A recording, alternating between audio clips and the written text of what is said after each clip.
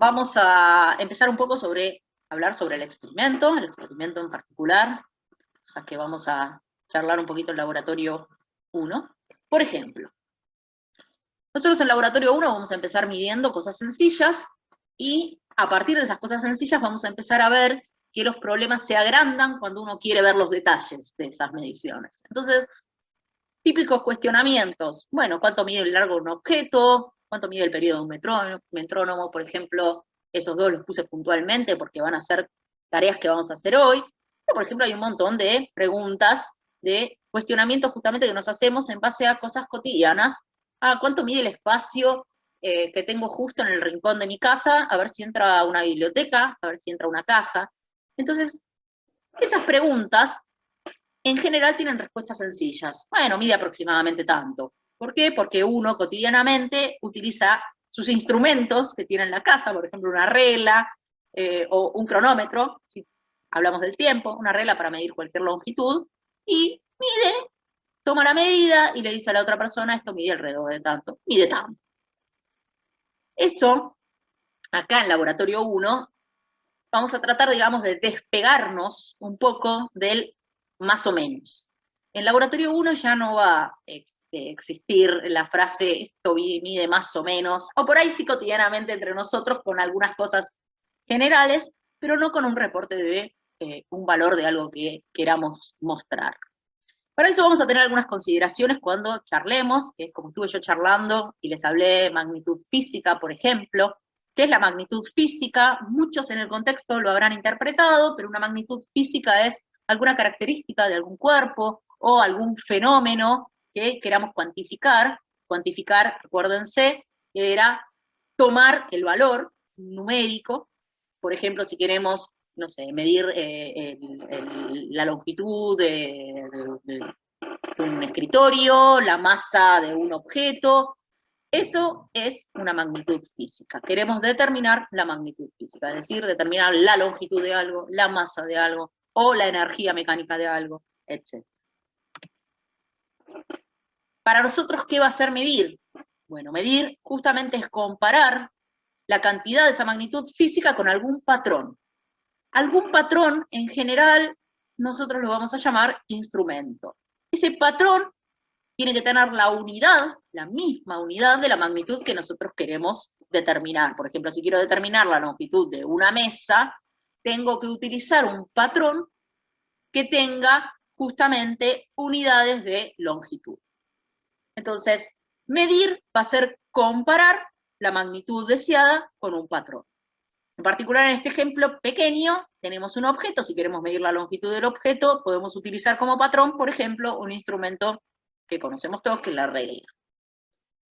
¿Qué más necesitamos? Y conceptos que vamos a charlar cotidianamente. El método de medición. El método de medición está relacionado, tiene que ver con el procedimiento que uno va a llevar a cabo justamente para obtener la magnitud física deseada. Entonces, a lo largo del experimento, uno va a hacer un procedimiento, ese procedimiento es el método de medición. Y es muy importante, y eso lo vamos a pedir esta primera clase, que uno sepa cómo describir el método de medición, la metodología de trabajo. Si uno quiere contarle a alguien cómo hizo para medir la longitud del objeto con la regla, tiene que saber cómo expresarse. Por ejemplo, ¿alguno me cuenta? Abran el micrófono de alguna persona y cuénteme cuál sería la metodología para medir la longitud del objeto con una regla. Por ejemplo, el de la foto. ¿Cómo la describiría? ¿Cómo la describiría? ¿Cómo se la contaría a alguien? Sin miedo. Pones el cero de la regla en un extremo y te fijas en qué numerito cae el otro extremo, y eso es lo que mide. Perfecto, muy bien. ¿Alguien quiere aclarar algo más? Que la regla esté quieta respecto a vos, así, más cómodo. Así es más cómodo. Así no tengo duda dónde está cayendo. ¿Algún otro comentario más? ¿Alguien agregaría más a eso? Que los números son centímetros. Que los números son centímetros. Bueno, podrían ser otras unidades, pero bueno, es una aclaración de la unidad. Perfecto. ¿Alguna otra aclaración? La mínima tenés resolución. Perdón. No, decilo, tranqui. No, o sea, iba a decir como que la regla que estoy usando, la mínima resolución que tiene es 1 milímetro. O sea que más de 1 milímetro no voy a poder, o sea, menos de 1 milímetro no voy a poder discernir. Bueno, esas son cosas que vamos a ir a ver viendo más adelante. Yo estoy preguntando específicamente por la metodología, el método, el procedimiento que yo voy a llevar a cabo para medir la longitud de ese objeto. Solamente por ahora. Hay un compañero, que no me acuerdo el nombre porque no lo vi, dijo, bueno, coloco el cero en un extremo del objeto y mido hasta dónde llega el otro extremo. Perfecto. Si yo quiero medir el largo, ¿me ven? Porque no sé si me están viendo. Sí, sí, se ve. ¿Sí? Perfecto. Quiero medir el largo del celular. Entonces, coloco el cero de la regla, lo voy a mostrar para ustedes. Ahí va. El cero de la regla acá, y listo, y miro hasta dónde me mide. ¿Está bien esto, lo que estoy haciendo? No. No, Tiene que ¿no? estar paralelo. Ah, me faltaba algo en la explicación del método. Perfecto. Tiene que estar perfectamente paralelo a el largo del objeto que quiero medir. Bueno, eso que acabamos de hacer, justamente, en general nos suele pasar. Nos olvidamos algunos detalles en la metodología que vamos a llevar a cabo para realizar el experimento porque es algo cotidiano. Cuanto más cotidiano sea, más difícil describir la metodología del experimento. Entonces, hoy, que vamos a medir longitudes, vamos a tener que escribir la metodología que vamos a llevar a cabo. Aunque a algunos le parezca que es muy básico, fíjense que siempre hubo algún comentario agregado a esa metodología, algún comentario que quizás no tenía que ver tanto con la metodología en sí. Entonces, parte de su aprendizaje va a ser cómo describo la metodología que llevo a cabo para un experimento. Entonces, es muy importante que uno se anote, que tenga un cuaderno, que justo estábamos hablando con unos compañeros, si me conviene o no llevar un cuaderno de laboratorio, me conviene llevar un cuaderno de laboratorio, porque mientras yo voy haciendo las cosas, yo puedo escribir en mi cuaderno qué estoy haciendo. Y no me olvido de los detalles cuando las cosas no las puedo repetir en mi cabeza. Entonces, la metodología, el método de medición es algo muy relevante a la hora de comunicar a la otra persona lo que yo hice. Entonces eso lo vamos a pedir. Y justamente es el procedimiento que llevo a cabo. ¿Qué más? Algunos conceptos también que vamos a necesitar. El valor de una magnitud física.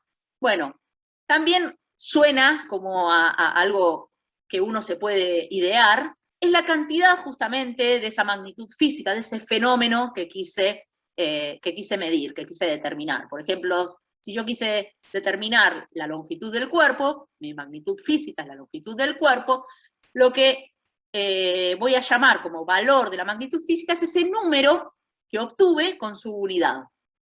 Entonces, el valor de la magnitud física va de la mano con la numeración, justamente, el número, el resultado, con su unidad. Y la unidad que vamos a usar siempre tiene que estar aclarada en general en un laboratorio. Las unidades que nosotros utilizamos son las convencionales, las del Sistema Internacional de Unidades, llamado SI, que son las básicas, las que conocemos todos, kilos, en cuanto a pesos, en cuanto a longitudes, metros, digamos, las básicas.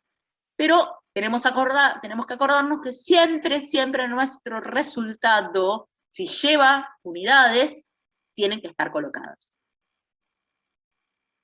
Bueno, entonces, si miramos un poquito, vamos a ver un ejemplo. Recién hablamos de cuánto mide el largo de un objeto, nosotros decimos, algunos de ustedes ya empezaron a comentar un poco la idea de cuál iba a ser el método que utilizarían o cómo se describe el método de medición. ¿Cuáles son entonces 4 factores importantes que tengo que tener en cuenta para un experimento? Bueno, justamente la magnitud física que deseo determinar, un instrumento de medición, que va a ser mi patrón, el observador, que claramente ustedes lo tienen como identificado como sus personas, porque van a ser los que hagan la experiencia, y el método.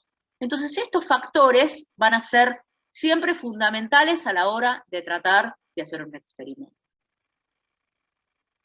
Bueno, ya que estamos, vamos a ver cuánto mide el largo de ese objeto. ¿Cuánto mide el largo de ese objeto? ¿Cómo le dirían a un compañero, bueno, tengo acá este objeto, medí el largo, mide? 2,5 aproximadamente. Aproximadamente 2,5. ¿Quién da más? ¿Quién da menos? Y entre 2,4 y 2,5, yo diría. ¿Y eso le dirían a un compañero? Centímetros. ¿Qué es lo que primero le sale para decirle a un compañero? Mido, Uno redondea cuando le dice a alguien así informalmente, dice 2,5. dice 2,5. Más o menos todos están pensando en que les dirían, y, sí, sí, 2,5, más o menos. Esa es como así, rápido la frase. Sí, 2,5, una cosa así. Está bien, es lo típico, lo que decimos siempre. De hecho, como uno de sus compañeros dijo, está entre 2,4 y 2,5. ¿Y cuál es el tema de esto? Según el instrumento que estamos utilizando, nosotros no podemos ver más fino de lo que está ocurriendo entre 2,4 centímetros y 2,5 centímetros. Sabemos que el largo de este objeto, si tomamos el extremo de este objeto, es decir, el largo de este objeto, está entre 2,4 y 2,5. O sea que lo máximo en detalle que podemos saber de la medición de este objeto, o sea, lo mínimo en detalle podemos decir, sí, más o menos 2,4, más o menos 2,5. Lo máximo en detalle podemos decir que el objeto está entre 2,4 centímetros y 2,5 centímetros. Detalles.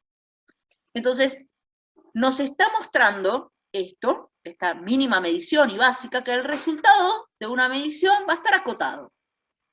Por lo pronto vemos que el resultado de la medición está acotado. ¿Acotado por qué? En este caso, tenemos un instrumento que no nos da información más allá de 1 milímetro, ¿no? De 2,4 a 2,5 la diferencia es 1 milímetro. O sea que yo no puedo ver más fino que 1 milímetro. ¿Por qué? Porque no tengo la herramienta suficiente para ver detalles acá adentro, entre las dos rayitas del 2,4 y 2,5. Entonces el resultado va a estar acotado. Y va a estar acotado, repito, por múltiples factores, en este caso por un instrumento, por ejemplo. Ahora, ¿por qué a mí me interesa aproximarme un poco mejor a lo que es la longitud de este objeto? Y no me gusta, no me convence quedarme con, bueno, el objeto sí, 2,5 centímetros más o menos. ¿Para qué me podría interesar? ¿Por qué sería algo bastante necesario en mi vida saber que el objeto está mide cierta longitud un poco más acotada de él aproximadamente tanto? Bueno, por ejemplo, supongamos que tengo el objeto y lo quiero hacer ingresar en una caja. Quiero meter este objeto en esta caja. Entonces, ¿entra el objeto o no entra en la caja? A ver qué dicen, qué piensan.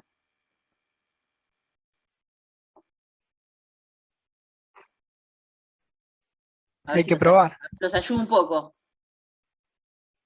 No entra, no. Y si mide 2,5 la caja, entra. Tiene unos Fíjense que bordes muy raros. estamos Habría que ver bien. estamos pudiendo mirar, o sea, podemos mirarlo, que es algo bastante insólito, porque en general yo digo, bueno, tenés que comprar una caja de tantos centímetros para que entre algo que yo tengo en casa para poder hacer una mudanza, supongamos. Acá lo estamos mirando específicamente, ¿eh? Tenemos la oportunidad de verlo. ¿Sabemos si entra o no el objeto en la caja? Bueno, acá está el problema, justamente. Si nosotros habláramos, supongamos que nosotros no podemos ver ni el objeto ni la caja. Y viene alguien y nos dice, bueno, tengo un marcador que mide 7,8 centímetros. ¿Tenés alguna cajita, algo, un sobrecito, algo, una cajita en donde lo pueda poner? Y mi compañero dice, mira, justo tengo una cajita que mide 7,9 centímetros, perfecto, entra perfecto, el marcador 7,8, la cajita 7,9. Pero ¿qué pasa si justo la persona vio el extremo, la cota inferior del marcador, y la otra persona vio la cota superior de la caja? De esa manera estarían comunicándose con el 7,8 del marcador y el del 7,9 de la caja. Ahora, ¿qué pasa si cuando uno mide, en realidad el marcador está más cerca de la cota superior y la caja está más cerca de la cota inferior, como podría pasar en este caso, supongamos? Bueno, dejaría de entrar. O sea, hay posibilidades de que entre como posibilidades de que no entre. Cuando están tan cercanas las cotas, tan cercanos los resultados, hay probabilidad de que entre como que no. Entonces, hay justamente múltiples factores que hacen que pueda entrar o no en esta caja. Más allá de cómo lo estoy midiendo, del instrumento que define de una cierta manera, que no me da más detalles dentro de lo que es el milímetro, sino que también hay aspectos como la forma de la caja. Entonces, siempre voy a contar con múltiples factores que hagan que mi medida esté acotada y que no me convenga, no sea correcto hablar de un único valor del resultado de mi medida, y que empecemos a hablar más correctamente sobre lo que es una medida y a justamente dar valores acotados de resultados, y no dar un único valor de un resultado. Entonces, nuestro objetivo en Laboratorio 1 es dejar de lado el tema de dar como resultado de una magnitud física un único valor y empezar a dar como resultado de una magnitud física un rango de posibles valores, un intervalo de posibles valores que involucren con una cierta probabilidad el resultado de nuestra magnitud física. Entonces, cuando empecemos a ver que ustedes escriben resultados de magnitudes físicas, a partir de un único dato, un único valor, eso lo vamos a corregir siempre. ¿Por qué? Porque el chip que ahora en más en Laboratorio 1, y les va a servir para cualquier laboratorio, es dejar de lado que una medida es un único valor y empezar a darse cuenta que una medida, como depende de múltiples factores, justamente su resultado, va a ser un rango de posibilidades, un intervalo de posibles resultados. Y eso obviamente lo vamos a ver a lo largo de 4 o 5 clases. Ahora recién empezamos. Otro ejemplo. Supongamos que quiero medir el tiempo, el periodo de un metrónomo. Entonces, cuando un fenómeno como el del metrónomo da tiempos constantes entre pulso y pulso, uno esperaría, al medir, que si mide una vez, por ejemplo en este caso, medí una vez con un cronómetro, por ejemplo, y el resultado fue 1,25 segundos.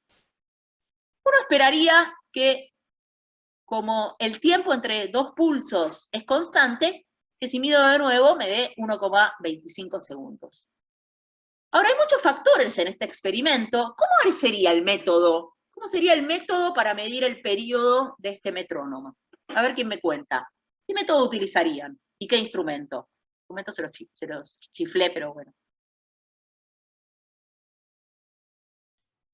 ¿Un cronómetro? Sí, un cronómetro perfecto. ¿Y qué método utilizarían? Cuando no sé cómo se llama el palito que va de lado a lado. Aguja. La aguja. Cuando esté en el lado izquierdo empiezo el cronómetro y cuando llegue al lado derecho pauso el cronómetro. Bueno, eso no sería un periodo. Eso lo vamos a ver ahora en un rato. Cuando más adelante. vuelve. Cuando vuelve. Recuerden que un periodo es cuando vuelve a la posición inicial y quiere recorrer el mismo camino que ya realizó. Con el mismo sentido, misma dirección y mismo sentido. Igual, más allá de eso, hace un ruidito el metrónomo. Entonces el metrónomo hace un ruidito justamente cuando marca el periodo. Eso está bueno, nos facilita la idea de ver dónde está la aguja. Entonces, ¿cómo sería el método si sabemos que hace un ruidito cada vez que finaliza un periodo? ¿Cómo medirían el periodo? ¿Cuál sería el método? Prendés con un ruido y cuando vuelve a hacer el ruido apagás. Perfecto. Perfecto, ahí está la metodología. Enciendo el cronómetro con el primer sonido y lo apago cuando vuelve a aparecer el sonido. Muy bien, eso me dio, la primera vez que lo hice, 1,25 segundos. Y dije, bueno, como dudé de mi medición, dije, lo voy a repetir un par de veces, a ver qué da. Y fíjense, cuando lo vuelvo a repetir, ya a diferencia de medir la longitud con una regla, esto me empezó a dar valores que distaban entre sí en más de lo que sería la mínima división del instrumento que utilicé. La mínima división del instrumento es 0,01 segundos. ¿Es probable que encuentre valores tan distantes a los valores que estaba midiendo, que me encontraba midiendo? Bueno, No. exactamente, no. Dentro de los criterios de observación de una medida, uno tiene que tratar de evaluar qué comportamiento va a tener este experimento, este fenómeno. Todo esto implica una idea de conocimiento global de la medida que está relacionada con que nunca el resultado es un único dato. El resultado es un posible intervalo de datos tal que nos va a llevar a la solución más próxima a poder reportar y comentar a un compañero, de tal forma de que si ese compañero o uno mismo quiere repetir el experimento, con una cierta probabilidad va a obtener un resultado dentro de lo que es esta cota de posibilidades. Ese va a ser un poco el objetivo de las clases de Laboratorio 1. Entonces, otro ejemplo, múltiples. No voy a seguir con todos los detalles, pero ¿será lo mismo medir los pelos, el diámetro de los pelos de Einstein, o medir el diámetro de un solo pelo de Einstein? Bueno, a partir de todas estas cosas, sabemos que hay múltiples causas que nos van a llevar a diferentes resultados, y estas causas son los que se llaman incertidumbres. Incertidumbres que muchas veces van a encontrar como incertezas provenientes de distintos factores en nuestro experimento que van a hacer a nuestro resultado. Entonces, para empezar a hacer un poco y cuantificar un poquito las cosas que fuimos viendo globalmente y que ocurren naturalmente solo con el hecho de medir algo, es que a partir de ahora nuestro resultado, el resultado de una magnitud física, siempre va a ser un intervalo de confianza. Ese intervalo de confianza va a estar dado por ciertos parámetros. El intervalo de confianza, que va a ser el resultado de nuestra magnitud física, va a estar dado por un valor más representativo, que se va a denominar, lo van a encontrar muchas veces expuesto en la literatura como X barrita, o bien como X sub 0. Este valor va a ser el más representativo de nuestra medición. El valor más representativo de nuestra medición va a estar acotado, justamente, va a tener dos extremos, el resultado nuestro va a estar acotado y va a tener dos extremos que van a estar dados por el valor más representativo menos una incerteza que va a llamarse incerteza absoluta o error absoluto. Estos son simplemente las definiciones de nuestras variables que vamos a ver de dónde salen y cómo salen, cómo se calculan según el experimento, pero por definición vamos a tener un intervalo de confianza cuyo medio va a estar dado por el valor más representativo. Su extremo inferior, su cota inferior, va a estar dada por el valor más representativo menos el error absoluto, y su cota superior va a estar dada por el valor más representativo más el error absoluto. Entonces, ¿qué significa esto?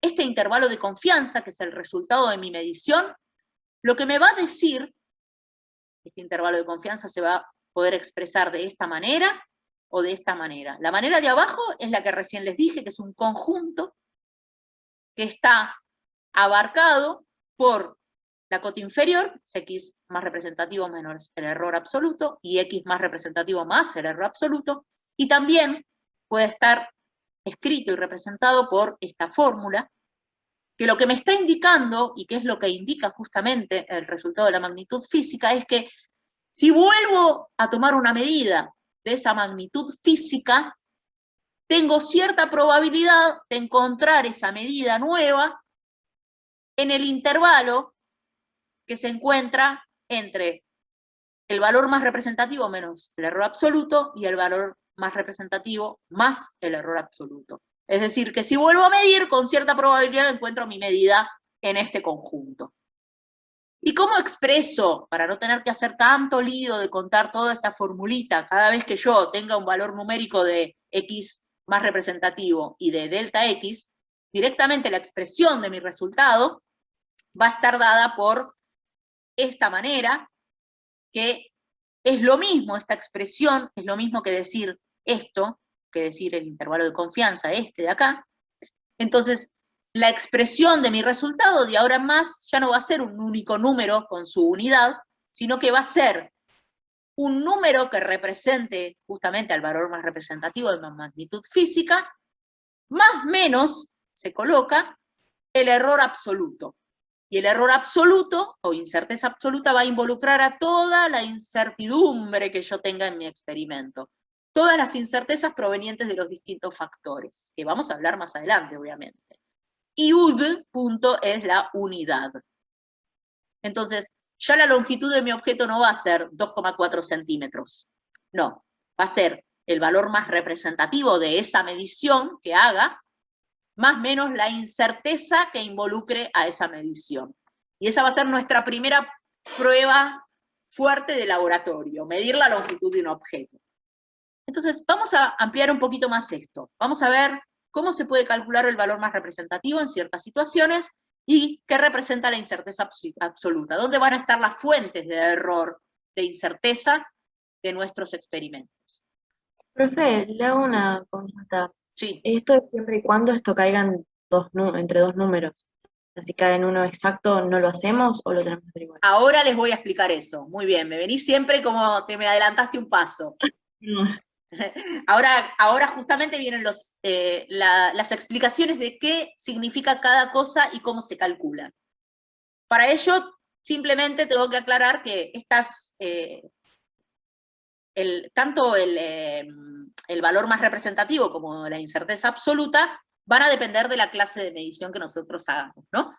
Entonces, en particular, vamos a hablar de dos clases de mediciones. En la clase de hoy, y va a abarcar esto varias clases, vamos a hablar de mediciones directas. Las mediciones directas son las mediciones más sencillas en realidad de obtener, porque son las mediciones que nosotros podemos obtener a partir de la lectura de un instrumento. Supongamos la masa de un objeto, nosotros podemos, a partir de la lectura de lo que la balanza nos reproduce, podemos obtener cuál es el dato de la masa de este objeto, esta naranja, por ejemplo.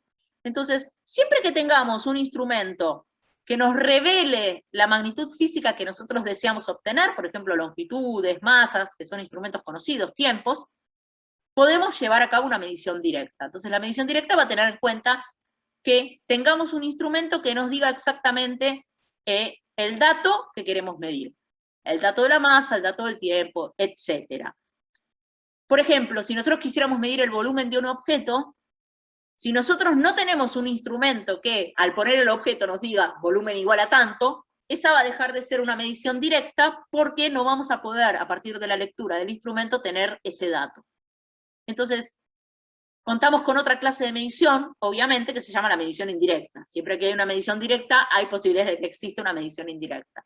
Las mediciones indirectas, a diferencia de las directas, justamente son las mediciones que salen a partir de utilizar datos dentro de lo que serían la magnitud física deseada, y a partir de una formulación aplicando esos datos, que hace que podamos obtener nuestra magnitud justamente luego de realizar esa operación matemática a partir de variables ya medidas. Es decir, una medición indirecta podría ser el calcular el área o el volumen de un objeto.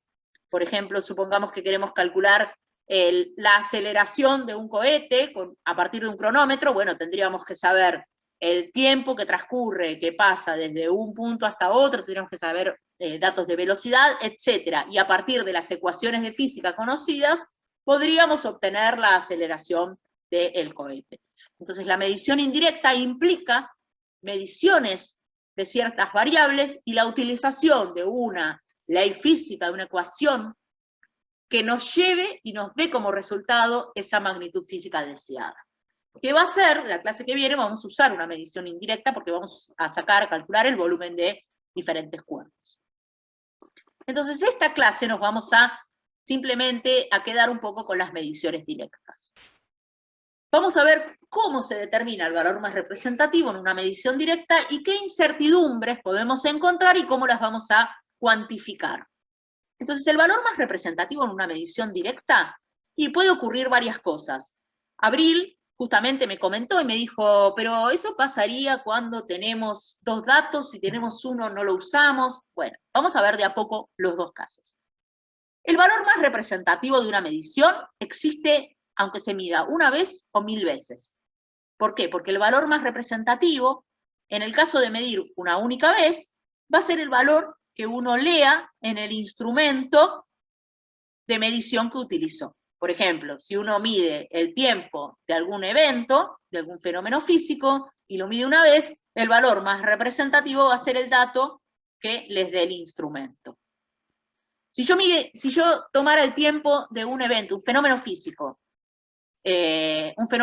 regular, algo que es reiterativo, por ejemplo, más de una vez, como pasó con el metrónomo, por ejemplo, ya no tengo un único dato posible para utilizar como valor más representativo. Eso lo vamos a ver ahora a continuación.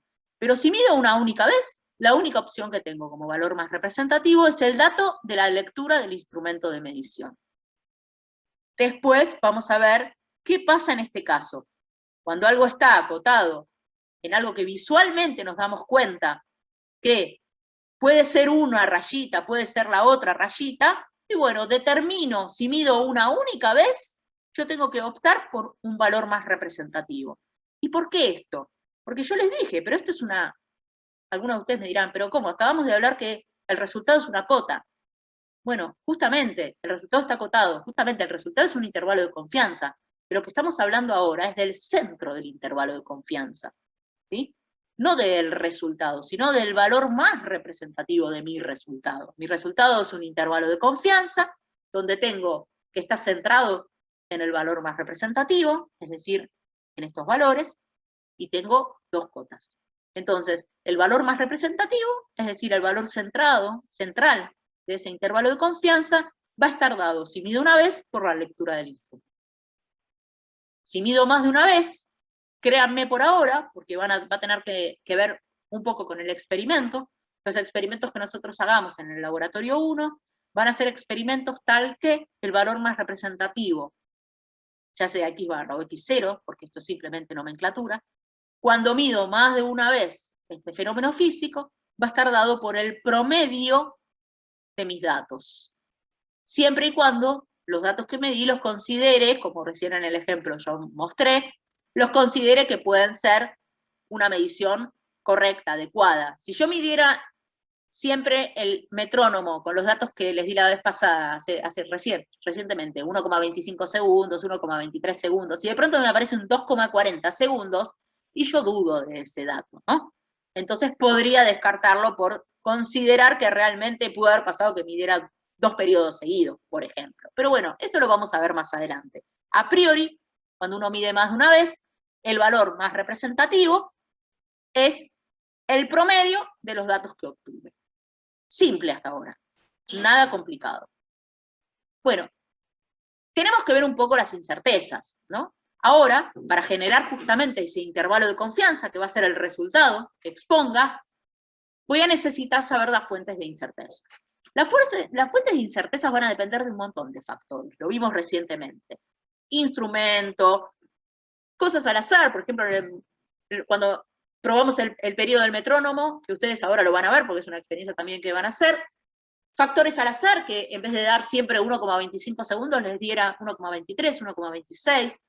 Entonces, hay múltiples factores que pueden ser fuentes de incertidumbre. Algunos los vamos a poder cuantificar y otros no. O sea, algunos vamos a poder hacer la cuentita y algunos no. Entonces, una cosa es lo que nosotros vamos a poder cuantificar y otra cosa es lo que después vamos a poder discutir acerca del resultado. Pero vamos de a poco. Entonces, dentro de las fuentes de incertidumbre que nosotros tenemos, seguro vamos a contar con una que es fundamental a la hora de evaluar los primeros datos, por ejemplo, que va a ser la fuente de incertidumbre que sea el instrumento de medición, dada por el instrumento de medición. El instrumento tiene una incerteza que nosotros tendríamos que tomar en cuenta cuando empezamos a medir. ¿Cuál va a ser esa incerteza?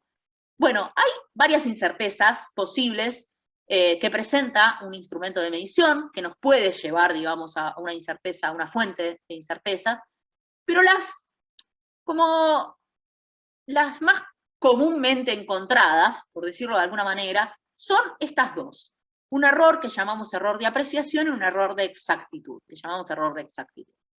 Y en particular, lo más común en laboratorio 1 es simplemente usar el error de apreciación. Pero les voy a hablar de los dos porque es muy común encontrar lo que llamamos error de exactitud en algunos instrumentos de medición un poco más sofisticados de los que vamos a usar en laboratorio 1. ¿Por qué? ¿De qué se trata cada uno? El error de apreciación, que lo van a encontrar muchas veces en los libros como Sigma Up, este error de apreciación está muy relacionado con la mínima división de escala del instrumento. Porque en realidad, puntualmente, el error de apreciación está relacionado con la resolución que el observador justamente puede tener acerca del instrumento. Es decir, ¿cuánto puedo resolver de esta medida? Cuando digo cuánto puedo resolver es ¿cuánto me doy cuenta que este objeto está en esta clase de instrumento entre la rayita 4 y la rayita 5? Hay instrumentos que son demasiado delicados y yo no puedo detectar realmente que la mínima división del instrumento justo abarca al dato que yo quiero. Entonces, justamente el error de apreciación deja de ser la mínima división de escala y pasa a ser algún dato un poco mayor. En particular, los instrumentos que nosotros utilizamos ahora en este laboratorio, lo más probable es que podamos observar el fenómeno físico dentro de lo que es la resolución del instrumento, es decir, la mínima división de escala del instrumento. Entonces, la mayoría de las veces lo vamos a pensar a este error de apreciación como la mínima división de escala del instrumento. Esta mínima división de escala del instrumento también es conocida, y lo vuelvo a decir, como la resolución del instrumento. El siguiente error es el error de exactitud, que repito que por ahí en este laboratorio no lo utilicemos, que tiene que ver con cómo está calibrado en general un instrumento. Y eso viene de fábrica muchas veces, o muchas veces cuando a uno se le empieza a dañar un instrumento. El ejemplo más básico, este ejemplo es una regla que dice que, por ejemplo, si me paro en 7 de la parte más oscura, estoy midiendo 7 centímetros, y en realidad si estuviese bien calibrado, los 7 centímetros estarían unos 2 milímetros antes. Pero es muy difícil que uno pueda saber y darse cuenta en una regla si está bien calibrada o no. Y además, en general, cuando uno tiene alguna incerteza de fabricación, el fabricante lo expresa en un manual. En particular, nadie creo que tenga un manual de una regla con un fabricante diciendo, miren, la hice un poco corrida en escala. Entonces hay incertezas que están relacionadas con el error de exactitud que vamos a desconocer. Esto pasa a veces con errores de exactitud, por ejemplo, en una balanza. Quizás uno sabe que esa es la típica, dice, bueno, esta balanza pesa de menos. Ya sabe que pesa, por ejemplo, 2 kilos menos, siempre.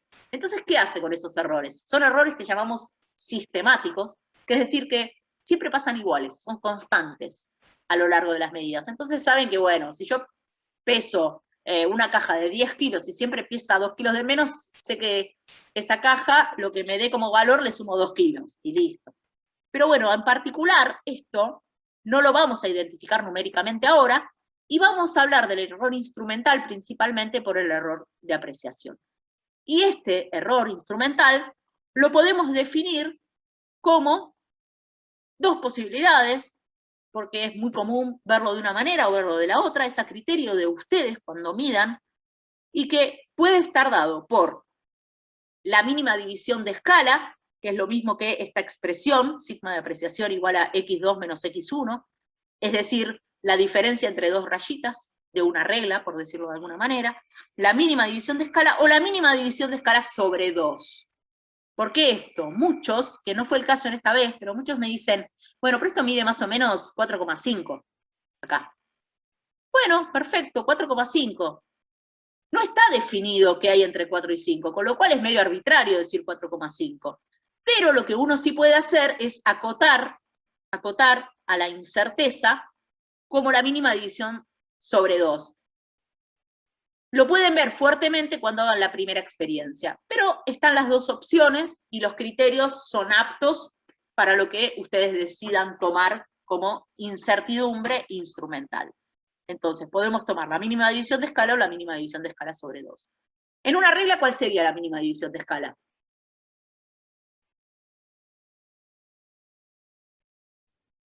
Un milímetro, ¿no?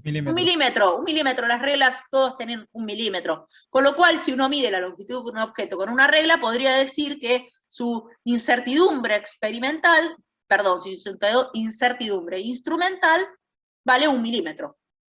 O la mitad del milímetro, 0,5 milímetros, según el criterio que deseen utilizar. Muchas veces nos quedamos con la mínima división de escala porque es más fácil. Pero muchas veces esta mínima división de escala es tan grande que fíjense que la incertidumbre va a ser un factor para nuestra cota, nuestro resultado. Entonces, a veces nosotros decimos, bueno, no nos interesa mostrar una incertidumbre, un intervalo de confianza con un conjunto tan grande cuando podemos acotarlo un poco más. Pero, lógicamente, más adelante con todo esto. Profe, Entonces, sí. una consulta. ¿Esa incertidumbre, incertidumbre instrumental, es la misma que la incerteza absoluta? No.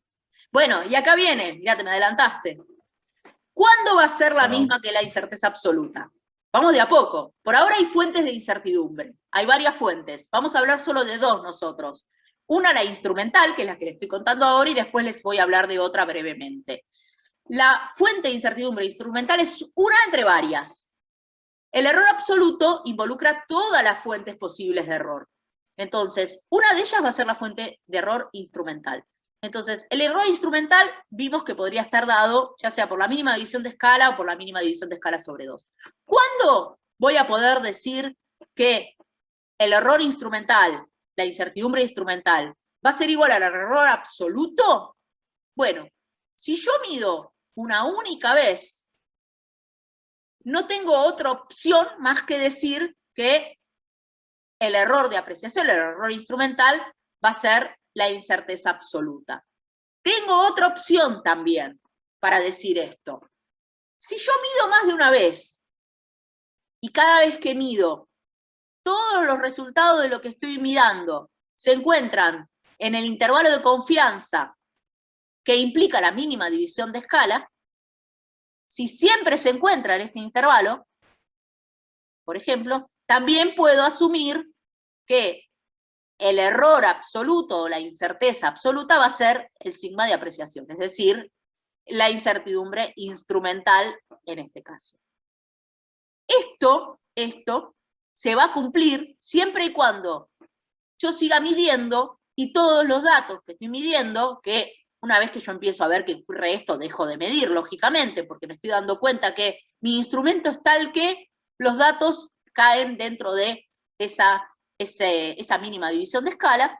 Listo. Mido un par de veces, cuando veo que me está ocurriendo esto, yo ya sé claramente que tengo como error instrumental el que pesa en mis incertidumbres generales, porque nada hace que me vaya de ese rango, entonces puedo tomar como incertidumbre absoluta el error instrumental.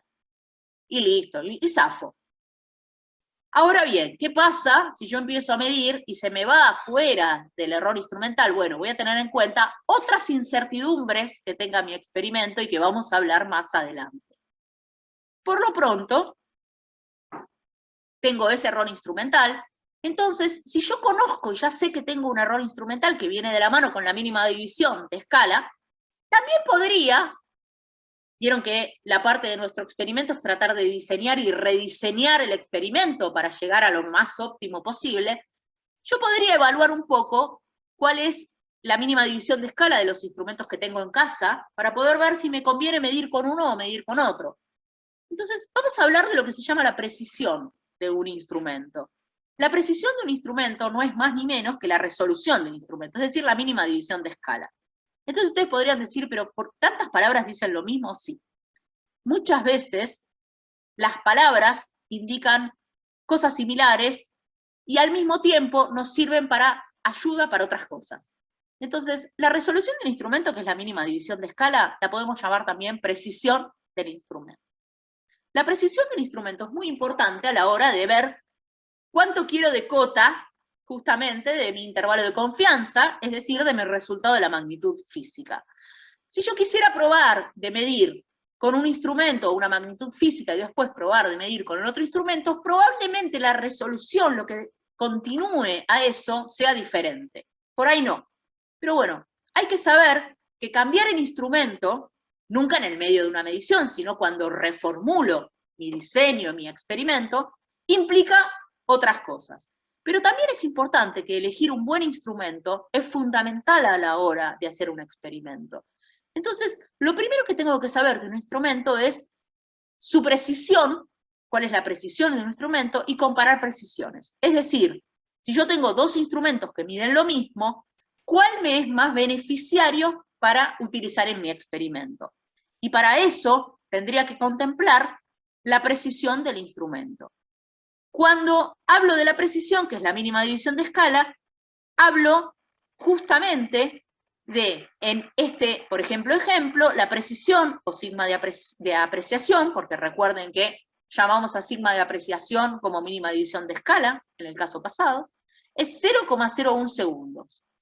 En este caso, esta es otra clase de cronómetro, que mide hasta el segundo, es decir, el último dato que yo puedo evaluar es el segundo, con lo cual la precisión de este instrumento, que coincide con el sigma de apreciación, es 1 segundo. O sea que la última unidad del instrumento que estoy utilizando en esta clase de casos que se difieren de la regla, ¿no? Ya cambiamos de la regla, pusimos estos casos que se difieren, la regla todos sabíamos que en la resolución o mínima división de escala o precisión era 1 milímetro, bueno, en el caso de cronómetro es el último, la unidad en el último decimal. Entonces, estos dos cronómetros difieren justamente en precisión. Va a ser más preciso el instrumento cuya mínima división de escala sea más pequeña. Cuando uno hable de precisión instrumental, va a decir que el instrumento más preciso es el que menor mínima división de escala presenta. Este instrumento es más preciso que este instrumento. Y eso es algo que vamos a habituarnos también al habla, ¿no? Bueno, tengo un instrumento, tengo este instrumento y este instrumento. ¿Cuál es más preciso? Este respecto de este. Son cosas que para el experimento nos es relevante. Seguimos con algunos conceptos. Por ejemplo, ahora en sus casas, muchos de ustedes, la mayoría tienen regla y cinta métrica, I-O. ¿Difieren en precisión la regla y la cinta métrica? ¿Qué me dicen? No. O sea, es más, tiene más longitud una, digamos, la cinta métrica, pero a nivel de precisión no. Perfecto, no difieren en precisión. La regla y la cinta métrica tienen la misma precisión, porque su mínima división de escala es 1 milímetro. ¿En qué difieren? Perfecto, acá me dijo Christopher, que difieren en la longitud. En realidad se llama rango. El rango de un instrumento es desde el mínimo hasta el máximo lo que mide. Entonces, tiene mayor rango la cinta métrica respecto de la regla, pero en precisión no difieren.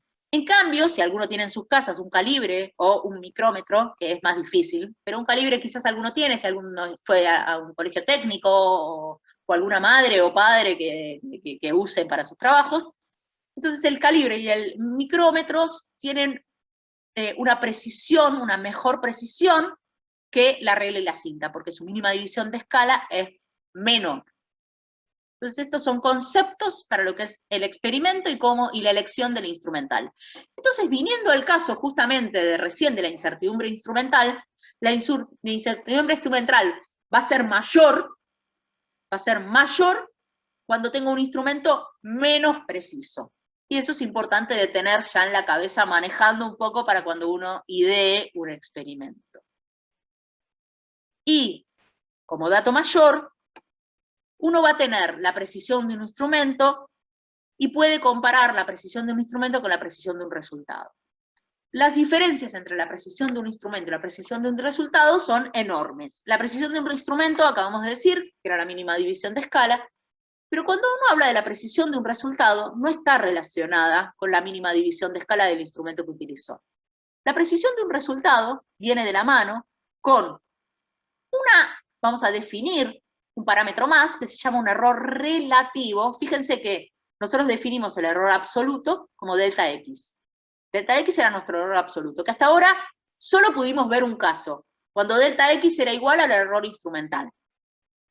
Hay muchas más incertidumbres que van a hacer a nuestra delta X más complejo, pero por ahora tenemos eso. Pero no importa, independientemente de cuánto valga delta X, nosotros podemos definir un error que se llama error relativo, que ya está relacionado en particular con cuánto pesa la incertidumbre absoluta de mi experimento respecto del valor más representativo de mi experimento. El error relativo se define como la división del error absoluto sobre el valor más representativo de mi medición en módulo, ¿no? Siempre para que sea esto positivo. Entonces, ¿qué significa esto? Es, bueno, yo medí con una cierta incerteza.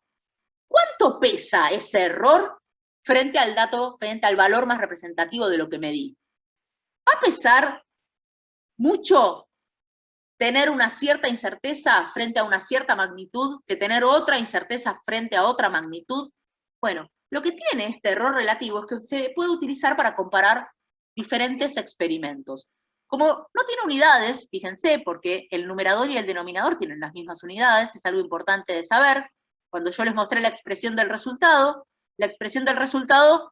todo entre paréntesis implica una única unidad. Siempre lo que mido va a tener un valor más representativo con una unidad, y la misma unidad la va a llevar la incerteza. Yo mido la longitud de una mesa, sí o sí ese rango de posibilidades, ese intervalo de confianza va a tener una única unidad. Entonces, esta división va a ser sin unidades y va a permitir justamente comparar resultados o métodos.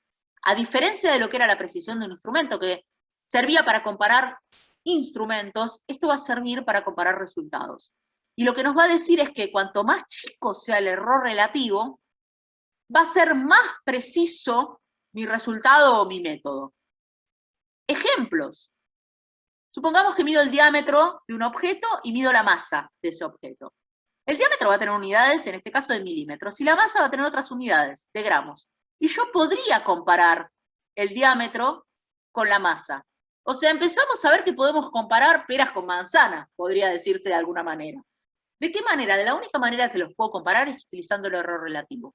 Nunca de otra manera. Solo puedo compararlos utilizando el error relativo. Más adelante vamos a ver que sí, hay otras maneras, obviamente.